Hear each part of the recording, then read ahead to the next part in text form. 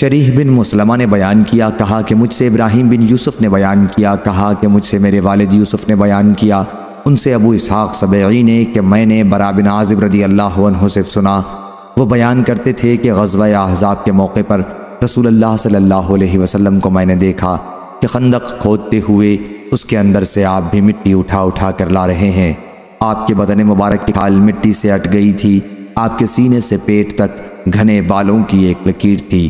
میں نے خود سنا کہ حضور صلی اللہ علیہ وسلم ابن رواحہ رضی اللہ عنہ کے رجزی اشعار مٹی اٹھاتے ہوئے پڑھ رہے تھے۔ اے اللہ، اگر تو نہ ہوتا تو ہمیں سیدھا راستہ نہ ملتا، نہ ہم صدقہ کرتے نہ نماز پڑھتے، بس ہم پر تو اپنی طرف سے سکنیت نازل فرما، اور اگر ہمارا آمنا سامنا ہو جائے تو ہمیں ثابت قدمی عطا فرما۔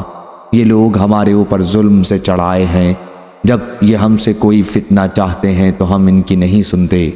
راوی نے بیان کیا کہ حضور صلی اللہ علیہ وسلم آخری کلمات کو کھینچ کر پڑھتے تھے۔